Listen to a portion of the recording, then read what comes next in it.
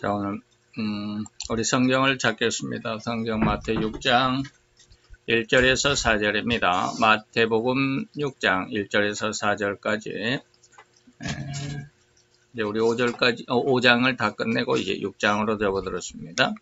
우리 다 같이 마태 6장 1절로 4절까지 다 같이 한 목소리로 봉독하도록 하겠습니다. 봉독합니다. 사람에게 보이려고 그들 앞에서 너희 의를 행치 않도록 주의하라. 그렇지 아니하면 하늘에 계신 너희 아버지께 상을 얻지 못하느니라. 그러므로 구제할 때에 외식하는 자가 사람에게 영광을 얻으려고 회당과 거리에서 하는 것 같이 너희 앞에 나팔을 불지 말라. 진실로 너희에게 이르노니 저희는 자기 상을 이미 받았느니라. 너는 구제할 때에 오른손에 하는 것을 왼손이 모르게 하여 내 구제함이 은밀하게 하라. 은밀한 중에 보시는 너희 아버지가 갚으시리라. 아멘. 오늘 이 말씀으로 우리는 이제 5장을 다 끝냈습니다. 5장을 다 끝내고 이제 우리가 그 모든 내용들을 한번 볼 때 오늘은 이제 하나님의 자녀들은 어떠한 그 자격을 갖는가, 어떠한 자격이 있어야 하나님의 아들이라고 하는가라고 하는 거. 그래서 7가지의 은혜를 체험한 자들 말씀을 드렸습니다. 하나님의 자녀들은 그렇게 자격을 얻은 하나님의 자녀들은 세상에서는 어떻게 살아가야 하는지, 그 5가지의 뭐 사랑계명, 살인계명, 뭐 보상에 대해서 또 그런 내용들이 있었죠. 5가지가 있는데 얼른 생각이 안 나네요. 자, 그런 어떤 율법의 관계 속에서 이렇게 해야 된다라고 하는 거. 그런데 이제 그렇다고 한다면 자녀가 있고 자녀가 세상 속에서 어떤 모습으로 살아가느냐라고 하는 것을 말씀하셨다면 이제 어떤 내용이 있냐면 그렇게 살아갈 때 자녀가 세상 속에 살아갈 때 주의할 일들이 이것이다라고 하는 것이죠. 그래서 반드시 행해야 될 것이 있지만 그 행할 때 이러저러한 일들은 주의하라라고 하는 그런 것이죠. 그래서 의를 행할 때 주의해야 할 사항을 6장 1절에서 18절까지 길게 말씀하셨는데 오늘 우리는 그 4개의 구절만 생각을 해보도록 하겠습니다. 자, 그러면 예수님의 구세, 세상을 구원하시는 이 말이죠. 구세의 도는 너무도 아름다운 운율과 의미를 지니면서 흘러가고 있습니다. 방금 말씀드렸죠. 하나님의 자녀가 있으면 자녀에 대해서 말씀하시고 그 자녀가 율법과는 어떤 관계 속에 있고 그리고 율법을 행할 때 또한 어떠한 어려움들이 있겠고 거기서 이렇게 주의하라라고 하는 그런 아주 그 순차적이면서 보완적인 이러한 그 운율과 의미가 있는 그런 순서다라고 하는 것이죠. 그 중에 우리는 5장에서 하나님의 자녀야말로 진정으로 하나님의 유업을 이룰 자라고 하는 그 설명을 잘 들었죠. 그리고 이제 산상준 6장에서는 이어서 그렇게 일러준 율법을 너희들이 순종하여 세상을 살아갈 때 이러한 것들은 주의하라라고 하는 그런 말씀이겠죠. 믿음이 다 덕스러운 것만은 아닙니다. 다시 말하면 믿음이 다 좋은 것이 뭐 다 덕스럽지 않냐. 다시 말하면 많은 사람들이 믿음이라고 하는 것으로 인해서 다시 말하면 믿음이라고 하면서 잘못된 일을 하고 있다 이 말입니다. 그래서 믿음이라는 미명하에 어리석은 행위들이 너무도 많기 때문이다라고 하는 것이죠. 그래서 예수님은 그렇게 좋은 믿음이라도 이러한 경로를 통한 정통의 신앙의 길을 걸어야 한다. 믿음이 있다고 해서 다 좋은 믿음이 아니다. 지난 시간에도 우리가 다 말씀을 드렸습니다. 길거리 가다가 교회 간판이 있다고 해서 다 옳은 교회는 아니다. 잘못된 교회들도 너무 많다라고 하는 것이죠. 그래서 좋은 믿음이라고 하는 것은 바로 정통적인 길, 다시 말하면 성경을 믿되 정통적인 신앙 안에서 이 말이죠. 반대적인 신앙은 뭘까? 안정통적인 것은 뭘까? 지난 시간에 말씀을 드렸죠. 뭐 신신학이니 뭐 현대신학이니 민중신학이니 해방신학이니라고 하는 거. 성경은 하나님의 말씀이 다라고 하는 거, 하나님의 말씀이다라고 하는 이러한 신앙은 정통 보수적인 신앙이지만 성경에는 하나님의 말씀이 들어있다라고 이렇게 생각하는 사람, 그 속에는 성경에는 뭐 사람의 말도 있고 사탄의 말도 있고 뭐 사람의 아주 지저분한 그런 죄악된 모습들도 많고 그렇기 때문에 그런 것은 하나님의 말씀이 아니다라고 이렇게 생각을 하고 그래서 성경에는 하나님의 말씀이 들어있다라고 이렇게 말하는 것은 신신학이다. 라고 이렇게 말씀을 드렸죠. 물론 정확히는 신학과 우리 정통신학의 중간쯤이라고 신학에서는 말하는데 좌우지간 그렇습니다. 그러나 우리는 뭡니까? 성경은 전적으로 하나님의 말씀이다. 왜 그런지는 누차히 말씀을 드렸지만 또 앞으로도 계속 말씀을 드리게 되겠죠. 자, 우리가 그러면 성경 지금 마태오 6장을 지나가는데 1장부터 한번 그 핵심적인 주제만을 생각해 볼까요? 1장은 왕이 탄생했습니다. 그리고 2장에서는 탄생하신 왕을 뭡니까? 축하하죠. 경하는 기록들이 동방박사 세 사람 그리고 들의 목자들이 그리고 그 시몬과 안나는 나중에 이제 누가복음에도 나오지만 그런 어떤 왕의 탄생을 축하하는, 그리고 3장에서는 그렇게 탄생한 왕이 이제 왕으로서 등극식하는 위임식을 하는 이 말이죠. 그런 모습이 세례 요한의 요단강에서 세례를 받고 요단강변으로 올라오실 때 바로 하늘에서는 하나님의 그 음성이 나오고 머리 위에는 비둘기의 형상으로 성령이 계셨고 그리고 그 자리에는 예수님께서 인간의 육신의 몸을 입고 오셨던 그 모습이 그대로 삼위일체가 한꺼번에 나타나신 그 모습이 예수님이 만왕의 왕으로서의 등극식, 위임식이다라고 하는 것이죠. 왕이 등극을 했으면 이제 세상의 적폐를 청산하는, 요즘도 막 적폐 청산 우리나라에도 많이 하는데 그 세상을 어지럽히는 이제 마귀죠. 마왕을 이제 척결하시는, 이제 감옥에 쳐넣는 이런 일이죠. 그것은 바로 예수님께서 사단의 유혹을, 그 40일 금식 후에 사단의 유혹을 이기신 장면, 바로 그것이 마왕을 이기는 그런 내용입니다.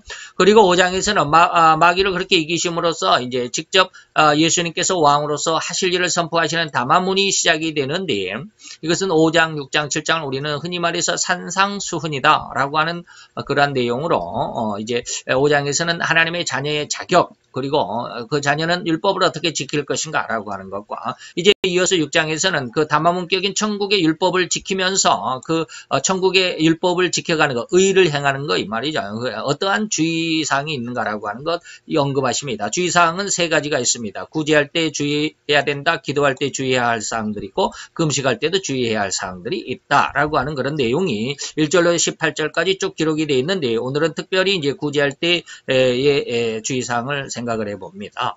자, 이런 이제 우리는 율법이라는 항목에 세 번째로 적어드렸습니다. 5장에서는 우리가 하나님의 율법은 하나님의 자녀의 자격을, 그리고 둘째는 자녀는 어떻게 율법을 지켜야 되는가, 5가지 항목을 통해서 우리가 지난 시간까지 잘 알아봤고요. 이제는 그 율법을 행할 때 어떤 주의사항이 있겠느냐라고 하는 것 3가지가 주의를 해야 되는데, 첫째는 구제, 둘째는 기도, 셋째는 금식.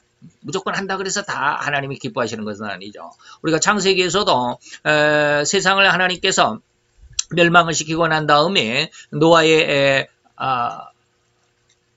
그것이 아니죠. 창세기에 막 들어와서 아담이 아들을 낳고 나서 가인과 아벨이 이제 있었죠. 가인과 아벨, 큰아들과 둘째 아들이 하나님 앞에 제사를 지낼 때라고 하는 것이죠. 그때 똑같이 가인도 자기의 농사에서 지은 농작물로 하나님 앞에 제물을 드리고 예배를 드렸고, 아벨도 자기가 기르는 양의 새끼를 하나님 앞에 제물로 드리는 제사를 드렸죠. 그런데 하나님은 가인의 예배는 받지 않으시고 아벨의 예배는 받으셨다라고 하는 것. 이거 뭐야? 똑같이 예배를 해도 하나님이 받으시는 예배가 있고 받지 않는 예배가 있고 이런 것이죠. 그래서 구제할 때도 역시 그 구제가 하나님이 받으시는 구제냐 아니면 하나님이 받지 않는 구제냐 이런 거죠. 기도할 때도 하나님이 들으시는 기도가 있고 듣지 않는 기도가 있습니다. 그리고 금식할 때도 금식은 다 하지만 하나님이 기뻐하는 금식이 있는가 하면 하나님이 받지 않는 금식이 있습니다. 바로 이러한 내용들이죠. 자, 이렇게 예수님은 신앙생활의 근간이 되는 3가지입니다. 구제와 기도와 금식은 우리 신앙생활의 근간을 이루고 있는 3가지죠. 이런 것을 주의사항을 주신 의도는 뭐냐면, 하나님의 자녀가 율법의 의를 알고 있는 그것만으로 충분하지 않고 그것을 행해야 된다 이 말이죠. 반드시 실천에 옮겨야 되는데 실천할 때, 행할 때 열매가 나타나야 된다. 열매가 안 나타나면 곤란하다 이 말이죠. 마태오 21장에서도 두 아들에게 포도원으로 아버지가 두 아들이 있었는데 그 아버지가 두 아들에게 포도원에 가서 빨리 포도를 좀 수확을 해야 된다 그러니까 이 아버지 명령에 큰아들은 아버지 제가 가겠습니다 해놓고 큰아들은 가다가 중간에서 세버렸죠. 안 갔습니다. 딴 데로 놀러 가버렸는지. 둘째는, 아빠, 나 안 가겠어요. 나 이게 할 일이 많아요. 라고 해서 놀다가 보니까, 아빠도 내가 도와드려야 되는데, 예, 하면서, 놀다가 이제 집에 돌아와가지고, 이제, 같이 아버지와 수학을 했다. 자, 그러면 누가 아버지의 말씀을 들은 자냐, 이 말이야. 간다고 하고 안 간 자가 아버지 말을 따랐느냐? 안 간다 했지만 나중에 회개하고 돌아와서 아버지와 같이 일을 했던 둘째가 오히려 하나님의 말씀을 듣는 자냐? 어떤 자가 누가 진짜 아버지의 명령을 따른 자냐?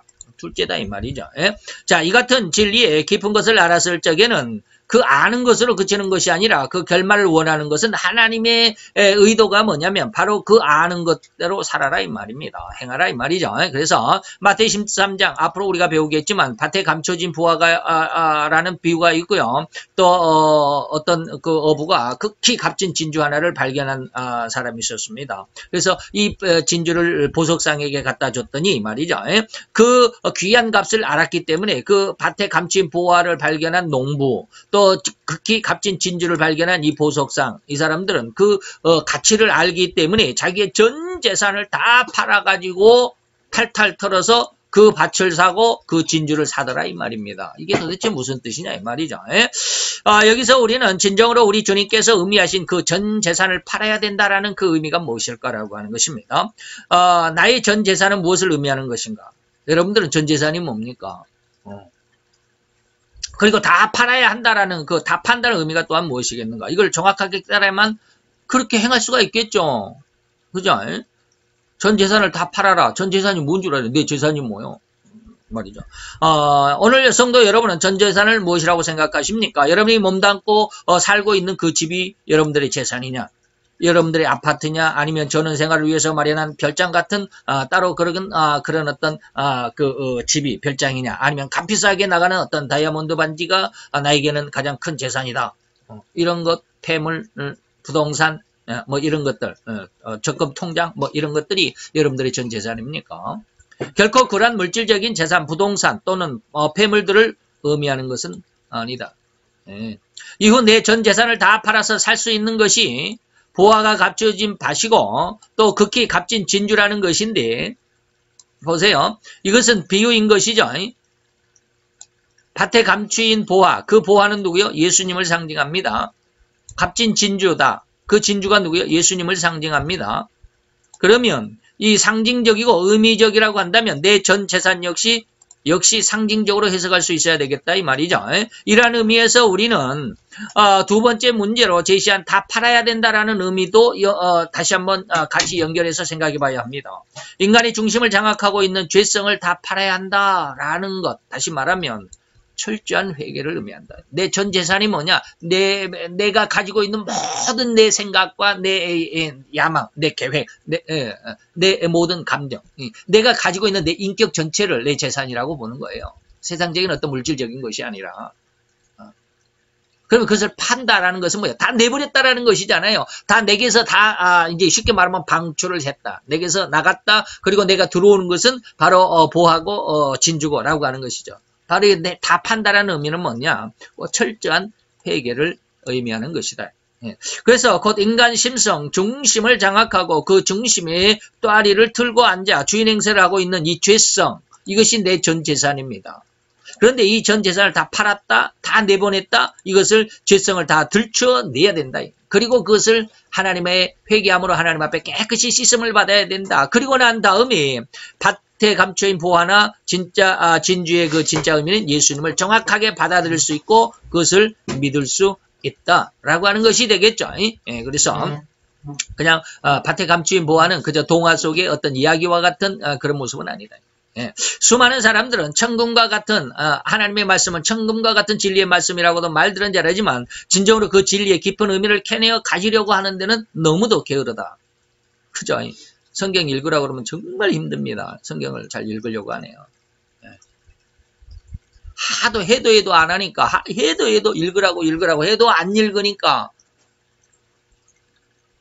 목사님들이 꾀를 내서 내놓은 계획이 뭔지 아십니까? 1년에 한 번만이라도 읽어라. 그래서 하루에 석 장만 읽자. 그죠? 너무 얼마나 성경을 안 읽었으면 하루에 석 장만 읽으라 그랬겠어요. 그러면 1년에 한 번 읽는답니다. 정말로 하나님의 말씀이 진주나 보화 같다라고 했는데 이것을 진짜 예수님이 진주다, 예수님이 진짜 보화다라는 것을 발견했다면 내 전생애를 통해서 그 예수를 알려고 그 예수를 내 마음속에 주인으로 삼으려고 내가 가지려고 그렇게 애를 썼을 것입니다. 근데 안 그러더라 이 말입니다. 예. 오직 입으로만 되뇌 있는 형편이고 행함이 없는 행위라고 말하지 않을 수가 있겠냐 이 말이죠. 우리는 그러죠. 그들은 진리의 깊은 진가를 발견하지 못했다라고 밖에 결론을 짓고 다른 것은 다른 결론이 있을 수가 없죠. 말로만 한다. 근데 실제로는 성경도 안 읽더라. 그러면 뭐요? 보화나 진주의 진가를 아직은 모르는 자다. 단지 남에게 소문으로만 듣고 또 그것이 좋아서 일시 남에게 자랑하는 식의 입술에만 머물고만 있는 상황이 아니라고 어찌 부인하겠느냐. 목사들은 이렇게 설교는 잘해요. 듣고 배우고 보고 배우고 주석을 찾아서 읽고 알고 그러기 때문에 성도들에게는 잘 이야기할 수 있어요. 근데 그 설교를 나중에 한 달만 뒤에 4주 뒤에 다시 한번 그 설교 해달라 그러면 똑같은 설교 절대로 한다. 물론 은혜가 다르고 그 시간마다 하나님이 주신 은혜가 다르기 때문에 그렇게 할 수 있다라고 그러지만 내용을 정확히 모른다 이 말입니다. 제가 말하는 의도는. 고로 이 의인은 이런 말로만 하는 입으로만 떠들어대는 그러한 입술발림에 의와는 전혀 실적으로 그 가치부터가 다르다고 할 수밖에 없죠. 오늘날 이렇듯 우리나라에 국론을 완벽하게 둘로 나눠버리는 한 사람, 곧 정의의 사도같이 대학 강단에서 서슬 시퍼런 입술로 정의를 외쳤던 그 사람을 향하여 2019년 10월 3일 며칠 전이죠. 개천절을 맞아 대학생들은 촛불을 들고서 그를 향해 한마디를 던졌더군요. 어떤 서울대생이 이렇게 말을 했어요. 우리를 정의의 개구리로 살라고 가르치고 교육하던 그가 그의 자녀들은 개구리를 잡아먹는 황소개구리로 혹은 두꺼비로 키우고 있었다라고 이렇게 말을. 표리가 부동하는 앞뒤가 다른 이 말이에요. 자기의 욕심만 채우는. 이런 행태가 바로 입술 발림의 달콤한 속삭임이고 사기 행각이라고 할 수밖에 없지 않은가 이 말입니다. 이러한 일들이 정치권에서가 아니라 우리 교계에서 교권에서도 이런 일이 있다 이 말입니다. 하나님의 7가지 은혜를 체험하고 인간에게 없던 하늘로부터 주어지는 은혜의 생명이 주어진 그들에게 그 생명으로 기인해서 그 생명으로 인해서 생활에 되어가는 생활의 한 단면. 이것이 신앙의 어떤 열매일 뿐이라는 것. 보화를 발견했으면 그 밭을 사야 되고 진주를 발견했으면 내 전 재산을 팔아서 그 진주를 사야 하는 것. 당연한 것이다. 안 그러겠어요? 그러니 행함으로 나타나지 않는 자들의 입술의 열매와는 전혀 그 차이를 말하지 않을 수가 없지 않겠냐 이 말이죠. 그러므로 이 의가 없는 사람은 다시 말하면 이 의가 행해지지 않는 사람은 행해지지 않는다. 이 말은 뭐예요? 수동형입니다. 자기 스스로가 의식적으로 행해야겠다라고 어떤 의식이나 결심이나 결심을 해서 하는 어떤 능동적인 이러한 어떤 의미가 아니라 자신도 알지 못한 사이에 그렇게 하고 있는 자신의 모습. 우리가 흔히 말하는 무의식. 그냥 그렇게 하는 거예요. 하나님의 말씀의 의미는 뭐냐면 바로 이렇게 사라지는 것이다. 사라지는 것이다. 하나님의 말씀을 내가 이렇게 하면 하나님이 기뻐하시겠지라고 하고 억지로 그것을 행하는 것이 아니라 자연스럽게 그렇게 살아가는 거예요. 그래서 마태 25장에 가보면 나중에 여러분들이 양과 염소 비유가 있는데 예수님께서 6가지로 말합니다. 내가 거기 갇혔을 때 너희들이 와봤냐? 내가 헐벗었을 때 너희들이 나에게 옷을 입혀 줘봤냐? 내가 굶주렸을 때 너희들이 나에게 먹을 것을 줘봤냐? 내가 목말랐을 때 너희들이 내게 물 한 모금 줘봤냐? 내가 길거리에 나그네 되었을 때 너희들이 나에게 잠자리 한번 제공해 줘봤냐? 이런 것을 쭉 이야기하니까 의식적으로 행했던 사람들. 내가 언제 예수님 그렇게 안 하더니까. 나는 예수님 앞에 너무나도 열심히 잘했지 않습니까? 이렇게 자랑하죠. 그런데 의식이 없는 사람들은 뭐예요? 내가 언제 예수님 내가 그렇게 한 적이 없는데요? 라고 이렇게 말합니다. 이것은 뭐예요? 무의식 속에서 그냥 했는데 그것은 자기의 의식 속에 자랑거리로 생각하지 않았다 이 말입니다. 그냥 그렇게 살았던 자들이에요. 그래서 무의식 속에 그냥 내가 언제 그렇게 했습니까? 기억이 없는데 이런 사람들은 뭐예요? 우편에 양과 같은 사람들. 내가 언제 안 그랬습니까? 예수님 내가 한 번도 만난 적도 없는데 예수님 내가 왔으면 내가 그냥 아주 그냥 소고기로 그냥 이렇게 대접 한번 해드렸을 텐데. 그렇게 말하는 사람은 뭐예요? 의식적으로 그걸 계산하고 있는 사람. 의식적으로 계산하는 거 앞으로 여러분들에게 무지 말씀을 많이 들을 것입니다. 세상 모든 사람이 단 한 사람도 빼지 않고 전부 의식적인 사람이에요. 의식을 가지고 살아갑니다. 의식이 없는 사람은 뭐예요? 무의식은 뭐 식물인간인가? 그런 뜻이 아니라 욕심을 가지고 살아간다 이 말입니다. 자, 그러므로 이러한 의를 행할 것을 전제로 하면서 그 의를 행할 때 반드시 주의사항이 있다라고 하는 것입니다. 그래서 구제는 뭡니까? 구제가 있고, 기도가 있고, 금식이 있다라고 그랬는데, 구제는 어떠한 의미가 있느냐 하면, 타인에게 대한 의로운 행위를 구제라고 말합니다. 타인에게 대해서 남을 도와주는 것, 이거 구제잖아요. 그래서 타인에 대한 나의 의로운 행위. 이렇게 타인 구제를 할 때 너희들이 어떠한 주의사항이 필요하냐? 이것은 뭐요? 대타 신앙의 열매라고 할 수 있겠죠. 기도는 뭡니까? 하나님께 대한 의로운 열매입니다. 하나님과 나와의 관계 속에서 하나님 앞에 내가 어떤 모습으로 드리느냐 이 말이죠. 그래서 이것은 대신 관계의 신앙을 의미하는 것이죠. 금식이라고 하는 것은 물론 하나님에게 대한 것이기는 하지만 자기 자신에 대한 것입니다. 내가 이렇게 해서 나의 자신을 이렇게 하나님의 말씀에 굴복을 시키고 이런 것들을 다 내보기를 원하고 이런 것을 회개하고 뭐 이런 것이죠. 그래서 자기 자신에 대한 의를 행하기 때문에 이거는 대자 관계의 신앙입니다. 대자신. 예. 대타 그러니까 나와 상대와 하나님 이 삼각관계의 모습이 신앙의 중심이 되는 겁니다. 대자신 나에 대해서 내 신앙을 어떻게 내가 지켜갈 것인가 타인에 대해서는 내가 어떠한 모습으로 내가 살아갈 것인가 그리고 하나님에 대해서는 어떤 신앙으로 이런 뜻입니다. 자 고로 타인에게 대한 의의를 한 가지, 그 다음에 하나님에게 대한 의의가 한 가지고 자신에 대한 의의가 한 가지 이렇게 가장 근원적인 것을 예수님이 예로 들면서 이 의를 행할 때에 이런저런 열매를 맺어야 되고 이런저런 것은 주의해라 라고 하는 것이죠. 이러한 의미에서 출발하게 된 예수님의 설명이 1절에서는 사람에게 보이지 말라라고 이렇게 말합니다. 사람에게 보이려고 의를 행하지 말고 오직 하나님께만 보이도록 해라 라고 하는 것이죠. 자, 1절 한번 볼까요? 1절 사람에게 보이려고 그들 앞에서 너의 의를 행치 않도록 주의해라. 사람에게 영광을 얻으려고 의도적으로 하지 말라 이 말입니다. 의식적으로 하지 말라 이 말입니다. 오직 하나님만 그렇지 않으면 하늘에 계신 너희 아버지께 상을 얻지 못해. 그러기 때문에 너희가 구제할 때 뭐예요? 은밀한 중에 보시는 너희 아버지가 갚으실 거니까 아버지 앞에만 하라 라고 하는 것이죠. 여러분들 이것을 이해할 수 있어야 됩니다. 저도 이제야 압니다. 예전에는 이런 건 몰랐어요. 네. 자, 이런 의미에서 사람에게 보이지 말라. 그리고 오직 하나님께만 보이도록 해라라고 하는 이 권면으로 지금 구제에 대해서 물론 금식도 마찬가지고 나중에 나오는 이제 기도도 마찬가지고 역시 마찬가지입니다. 구약에서는 그들이 조그만 일을 하면서 그들 자신의 그러한 의로운 행위가 사람들에게 은근히 또 아니면 드러나게 하려고 하는 그러한 마음, 다시 말하면 세상 사람들에게 인정을 받으려는 강한 욕망을 감추고 있다. 그래서 제가 늘 지금 계속 이야기합니다. 의도적으로 하려고 하지 마라. 의식적으로 하려고 하지 마라. 이것은 뭐예요? 다 욕심이다 라고 하는 말을 지금 계속 드리고 있잖아요. 네. 사람에게 보이려고 한다는 것은 뭐예요? 우리들은 물론 다 사람에게 보이려고 하잖아요. 네. 저도 역시 마찬가지야. 오늘 이 시간에 예배 드리면서 제가 이 와이샷을 입은 것도 역시 마찬가지야. 사람에게 보이려고 하는 거예요. 깨끗한 것을 더 입고 싶어 하잖아요.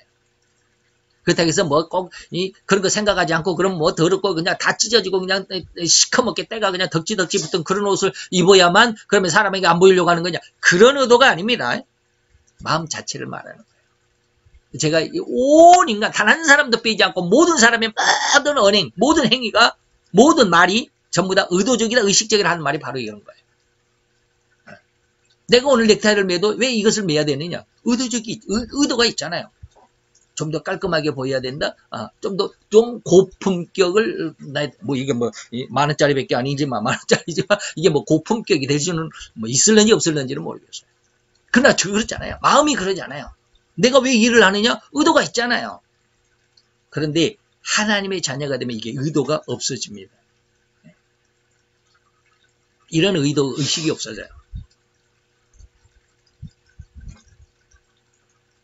나중에 또 그런 말씀이 나오겠지만 요즘에 제가 하나님 앞에 지금 계속해서 힘들어하는 모습을 너무 힘들어하니까 하나님이 그런 걸 다 가르쳐줘요.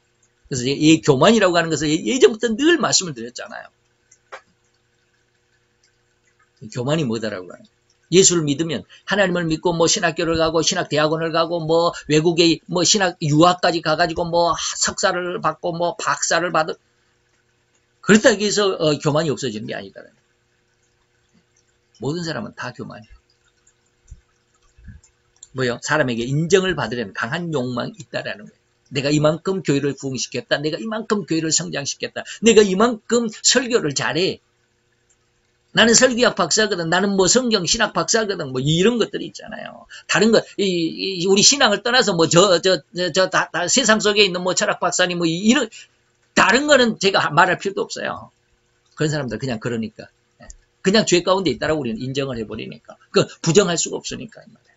그러나 우리가 의롭다라고 생각하는 이 종교계 안에서조차도 이런 모습을 우리는 발견할 수 있어야 되겠다. 이런 뜻이에요. 다 사람에게 인정을 받으려고 이렇게 강한 욕망을 가지고 있다. 목사들이 왜 교회를 더 좋은 자리에 교회를 개척하려고 합니까? 왜 교회를 더 아름답고 예쁘게 꾸미려고 합니까? 아주 지저분하고 요즘 보세요. 뭐 좀 그렇다고 그래서 이거 전적으로 이것을 제가 비하하는 것은 아니지만 요즘에 저는 교회 이렇게 지나다니면서 교회를 보면 너무너무 안타까워요. 부럽기도 하지만 안타까워. 내가 교회가 없으니까 부럽기도 하지만 정말 안타까워. 야, 그렇게 교회를 해가. 나도 옛날에 그렇게 했으면서. 나도 옛날에 지하실에서 교회도 하고 그랬으면서. 야, 하나님이 저렇게 교회에서 예배하고 교회를 하는 것을 기뻐하실까라는 그런 생각에 정말 하나님 앞에도 미안하고 세상 사람들에게도 미안하고 그래요. 지금 제 마음이 무슨 마음인지 여러분들 이해할 수는 없을 겁니다. 무조건 하나님이 가라고 하면 가야지. 뭐 지하든지 뭐 3층이든지 뭐 옥상이든지 무조건 뭐 저 산골짜기든지 뭐 저 어촌 꼴짝이든지 뭐 저 산촌이든지 가라고 하면 가야지. 그 말을 의미하는 게 아니에요. 그런 것을 의미하는 게 아니에요. 목사이지만 욕심이 있더라는 거예요. 자, 왜냐하면 그들은 다시 말하면 이제 구약의 성도들은 짐승의 피와 양심으로 구원을 얻던 시대였기 때문에 이 정도로만 해도 의롭다라고 인정을 해줬습니다. 다시 말하면 구약 때는 어떻게 했어요? 사람들에게 이제 오늘날로 말하면 가끔 가다가 이게 노숙자들에게 그 점심을 제공하는 것 여러분 아시죠? 길거리 가다 가끔 가다 보면 여러분들이 그거 보시죠? 용산역에 가 보면 용산역 그 뒤쪽 앞쪽 말고 뒤쪽인지 거기가 앞쪽인가? 저쪽이 앞쪽. 아마 이 뒤쪽에 보면 큰 광장이 있습니다. 거기에 가보면 매주 수요일인가 화요일인가 수요일인가 보면은 그 교회 단체에서 그 점심을 제공을 해요. 아주 그냥 수없이 긴 줄들이 쫙 들어서요. 길 가다가 나그네들도 거기에 줄 서가지고 함께 얻어먹고 가기도 하고 노숙자들 무지무지 많이 옵니다. 옛날 제가 인천에 있을 때 인천에 삼릉에서도 어떤 할아버지가 다리를 제대로 걷지도 못하면서 어디를 가시더라고요. 할아버지 어디 가세요? 그랬더니 용산 가. 왜 용산을 왜 가세요? 이렇게 불편한 몸으로 왜 가세요? 거기 가면 점심 한 끼를 준대. 그래서 간다고. 그런 거 있죠. 다시 말하면 무언가를 하나를 하면서 거기에 대해서 모든 사람들에게 소문을 내는 거야. 나 이런 일을 한다. 이것이 구약에서는 그래도 야 네가 구제를 그렇게 했으니까라고 인정을 해준다 이 말이에요. 그 정도 인정을 해줄 수 있습니다. 그러나 이제는 뭡니까? 예수님의 피와 성령의 능력으로 말미암아 구원함에 이른 하나님의 자녀가 아니더냐 이 말이에요. 그 정도 가지고는 안 돼. 그보다도 훨씬 그렇게 해서 자기의 의를 드러내는 것이 의를 드러내는 것 구약적인 어떤 그러한 신앙의 모습은 애기의 신앙이에요. 애기들의 신앙. 좀 더 성숙한 성인의 신앙, 청년의 신앙을 지나서 이제 성인들의 신앙이 돼야 되지 않겠냐 이 말입니다. 더욱 큰 믿음으로 말미암아 하나님을 오히려 영화롭게 하는 의의 열매를 맺는 것이 바로 신약의 성도라고 하는 것 예수님께서 말씀하시는 것입니다. 그래서 이제 6장 1절에서 그랬죠. 사람에게 보이려고 하지 말라. 이 말씀의 의미는 진정 내 자신이 남들 앞에 나타나고자 하는 교만이라고 할 수 있을 것입니다. 또한 반대적인 면에서는 사람들이 나를 추정하고자 하는 인물로 받아들여질 수 있도록 내가 이런 사람이야. 우리나라에 제가 앞에서 아까 얘기했던 그 정의의 사도 같은 사람 얼마나 열심히 그렇게 말을 하면 그 사람에게 배웠던 학생들이 얼마나 많아요. 얼마나 그 교수를 잘 따랐겠습니까? 근데 이제는 완전히 앞뒤가 맞지 않는 그래서 아주 그냥 거절하는 이런 사람이죠. 그래서 사람들이 나를 추종해 줬으면 하는 그런 어떤 모습. 나는 이러한 사람이야. 나는 이렇게 강력한 사람이고 나는 이렇게 정확한 사람이다라고 하는 것을 막 드러내고자 하잖아요. 이랬던 무사람들의 추종을 가장 받고자 하는 그 사람은 바로 이제 궁극적으로는 적그리스도가 될 텐데, 적그리스도는 뭡니까? 마지막 때에는 뭐야? 그 얼굴이 엄장하며 괴휼에 능하며. 적그리스도는 그냥 뿔을 가지고 나타나는 사람이 아니에요. 그 딱 보기에 정말로 훌륭한 사람이에요. 온 세상을 정말로 다 평화롭게 해줄 수 있을 것 같은 그런 능력이 있는 사람이에요. 거기에 속는다 이 말입니다. 그리고 괴휼에 능하다, 속임수에 능하다 이 말입니다. 말로는 앞에서는 엄청 말은 잘하지만 다 뒤로는 자기 속셈, 자기 이득만 채우고 있다. 오늘날 꼭 누구와 같잖아요. 우리나라에 누구 장관 같잖아요. 자, 그들은 뭡니까? 권세를 받아 성도들과 싸워 이기게 되더라. 이 적그리스도가. 그리고 각 족속과 백성과 방언과 나라. 이 네 가지라 그랬죠. 족속, 백성, 방언, 나라. 네 가지는 뭐예요? 4라는 숫자는 계시록에서 전 세상을 의미합니다. 동서남북 사방을 의미하기도 하고 동서남북 온 세계를 의미하죠. 이것을 다스리는 권세를 받았다라고 하는 것이죠. 이게 적그리스도의 의미입니다. 계시록 13장 1절로 9절까지는 적그리스도를 의미하죠. 10절까지 1절로 10절까지는 적그리스도입니다. 그리고 11절에서는 땅에서 올라오는 짐승인데 11절로 18절까지는 바로 적그리스도의 하수인 거짓 선지자를 의미한다라는 것 많이 말씀을 드렸습니다. 다니엘서 8장 23절에 예언의 성취가 다시 말하면 앞으로 이제 적그리스도가 태어날 텐데 그가 얼굴은 엄장하고 괴율에 아주 통한 사람이다. 이 적그리스도인데 이것의 예언, 이 예언에 다니엘 8장 23절의 예언이 이루어졌는데 그게 계시록 13장 5절로 8절. 더 크게는 1절로 10절까지 내용입니다.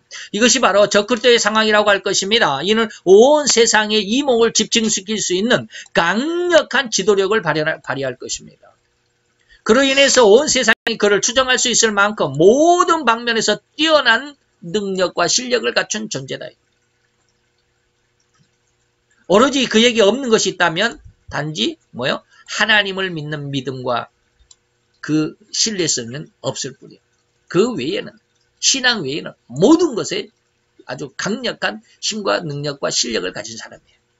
앞으로 이런 사람이 태어날 겁니다. 세상의 모두가 다 그를 추종하게 될 겁니다. 그가 세상의 대통령으로 옹립하게 될 것입니다. 물론 이러한 일, 그 사람에게 존경을 받고자 하는 마음은 모든 인간, 그 죄성을 가진 모든 인간들에게는 너무도 당연한 것처럼, 그죠?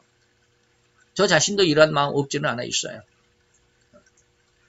그래서 모든 사람이 자연스럽게 이러한 습성을 그대로 표출하면서 더욱이는 이를 이루어내기 위해서 온 인생을 올리라는 경향의 삶으로 살아갈 뿐입니다.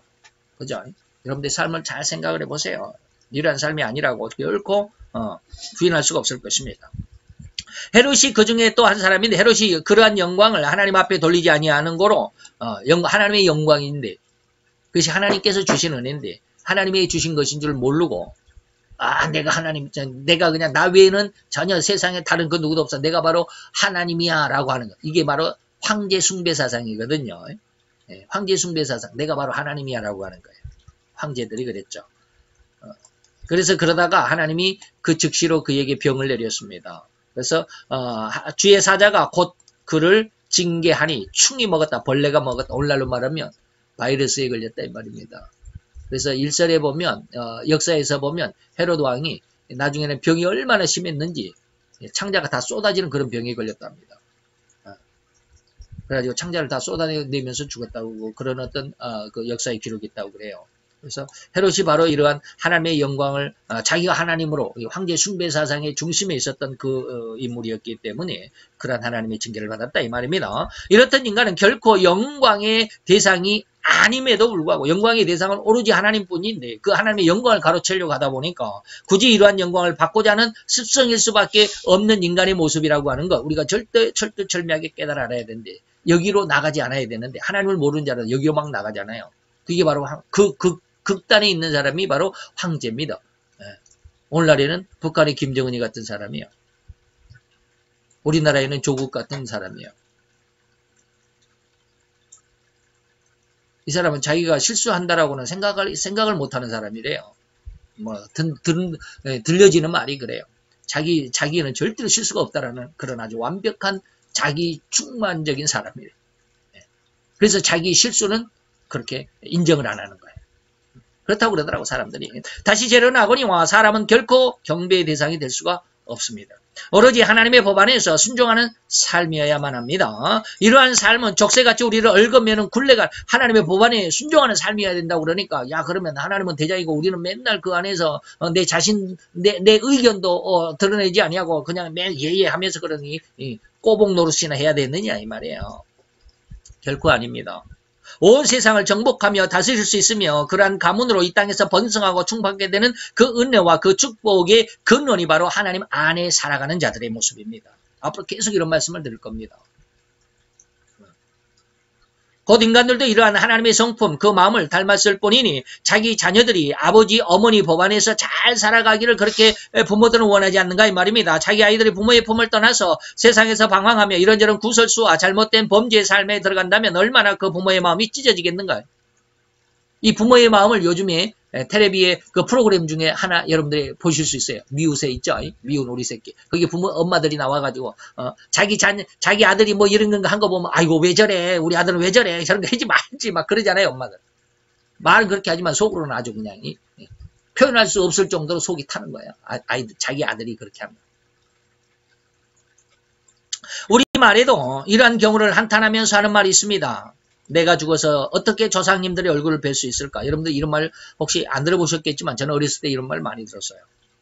나는 내 자신 하나 건사하지 못한 죄로 죄인일 뿐이로다 라고 하면서 통곡하는 이런 옛날 그 사극 같은 데 보면 이런 가끔 이런 말이 나오는데 요즘엔 잘 안 나오는 것 같아요. 다 됐습니다. 이제 끝입니다. 그러 이 세상에는 또한 인간은 결코 우상이 될 수도 믿음의 대상도 아니라는 것을 결코 잊어서는 안 됩니다. 자기가 잘못될 수 있다는 것, 자기가 실수가 있다라고 하는 것, 자기가 허물이 있다라고 하는 것 인정하는 사람이 돼야 됩니다. 나는 실수가 없는 사람이야. 나는 정말로 완벽한 사람이라고 생각하면 그 사람은 교만 덩어리고 그 사람의 끝은 결코 순탄하지 못할 것입니다. 그러나 인간은 결코 이런 것을 알고 있을지라도 결코 그 행위대로 허리만큼도 이러한 자신의 행동을 알아채지도 못하고 있습니다. 방금 말씀드렸잖아요. 인간은 결코 우상이 될 수도 믿음의 대상이 될 수도 이 세상에서 최고가 될 수도 실수가 없는 완벽한 사람이 될 수도 없습니다. 그런데 자기 자신은 그렇게 해서는 안 된다라고 말은 하지만 그것을 받아들일 사람이 없다라는 거예요. 다 자기 자신이 옳다라고만 생각을 해요. 즉 오늘날 신자들은 절대로 자신의 중심에 그 어느 누구가 이렇다 저렇다 할 뿐이지 않는가 이 말입니다. 제가 이 말을 왜 썼을까? 이 말이 도대체 무슨 말일까요? 성도들이라도요. 자기 중심적인 신앙이 없어요. 이 목사님이 이렇게 이야기하면 글이 딱 따라갑니다. 제가 예전에 그런 말씀 많이 들었어요. 저 목사님이 저렇게 이야기하면 저 목사님 말씀대로 그냥 쭉 그쪽으로 또 따라갑니다. 그게 진짜라고 생각을 해요. 자기 신앙의 중심이 없기 때문에 그래요. 다시 말하면 자기가 하나님을 못 만났기 때문에 그래요. 자기가 하나님을 만나면 그 신앙에서 떠나질 않습니다. 옆에서 누가 오른쪽으로 가자, 누가 왼쪽으로 가자, 누가 앞으로 가자, 누가 뒤로 가자 해도 절대로 흔들리지 않습니다. 근데 하나님을 못 만나니까 누가 오른쪽으로 가자 그러면 그리 쭉 따라갔다가 아니다 왼쪽으로 가자 그러면 또 그리 쭉 따라갔다가 예전에 제가 그런 말씀 많이 드렸잖아요. 신학교 가면 처음에 가면 여러분들에게 늘 말씀드렸지만 그 내용은 자세한 말씀은 예전에 다 드렸으니까 전철연설에 대해서 교수 목사님이 쭉 이야기하면 전철연설이 정말로 성경의 진리야. 또 어느 순간에 무철연설을 주장하는 목사님이 와서 무철연설에 대해서 쫙 이야기를 하면 무철연설이 정말로 진리네. 그리 또 쭉 따라갑니다. 전철연설과 무철연설은 상당히 많은 차이가 있습니다. 거의 극과 극이라고 할 정도로 차이가 많습니다.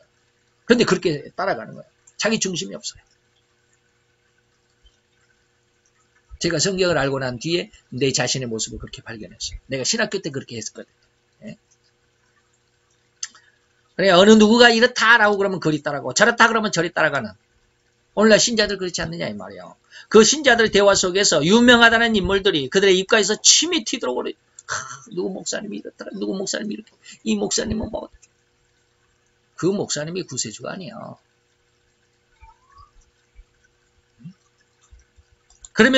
그러면서도 그렇게 유명하다는 목사님들을 입술에 오르내리면서도 정작 그들의 대화 속에는 예수나 그 예수님의 십자가의 보혈의 은혜 단 한마디도 안 나옵니다. 여러분들은 느끼셨는지 모르겠지만 안 느끼셨을 가능성이 더 많습니다.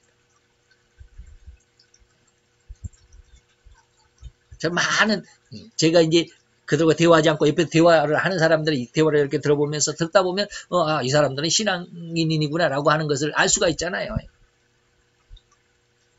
그들 대화 속에 예수나 예수님의 십자가의 보혈을 이야기하는 적을 한 번도 들어본 적이 없어요. 저도 몇 번 많이는 들어보지는 않았지만 가끔가다 어떻게 하다 보면 사람들 많은 데 가다 보면 그렇게 하는 사람들이 있어요. 근데 그들의 말은 뭐예요? 우리나라의 최고 세계적인 교회 조 누구 목사님이 뭐 이렇게 하더라. 누구 목사님이 이렇게 하더라. 이런 것들 많아요. 그런 거 하지 말고 우리는 성경을 좀 잘 알자 이 말입니다. 이런 거 할 때 우리는 우리 중심을 좀 잘 한번 잘 정립할 수 있기를 바라면서 오늘 고지할 때 하나님 앞에 사람들에게 보이려고 하는 것이 아니라 하나님께 대한 중심, 신앙의 중심을 잘 세우자. 어떤 것이 신앙의 중심인지 앞으로 계속해서 말씀을 드리게 될 것입니다. 기도합시다. 할렐루야. 주님 여호와여, 주께 감사를 드리나이다. 주의 영광 앞에 있는 아름답고 귀한 하나님의 아들과 딸들 위에 주님 축복하셔서 아버지, 우리가 한 시간을 통해서 하나님의 말씀을 듣고 배울 때 하나님의 우리의 지혜 속에, 우리의 기억 속에, 우리의 마음 속에 잘 심겨진, 그리고 잘 박힌 목과 같이 깊이 뿌리는 내리는 나무와 같이, 그래서 결코 비가 내리고 바람이 불고 홍수가 난다 할지라도 흩어지거나 무너지거나 넘어지지 아니하는 굳센 건축물과 같이 우리 신앙의 중심을 잡아갈 수 있도록 주님 축복하여 주옵소서. 하나님께서 우리를 인도하시고 역사하셔서 또한 우리를 보호하시고 지켜주셔서 하나님의 아들로 하나님의 온전한 성도로 인도해 주실 것을 믿고 감사함을 드리며 예수 그리스도의 이름으로 기도드려 싸움나이다. 아멘.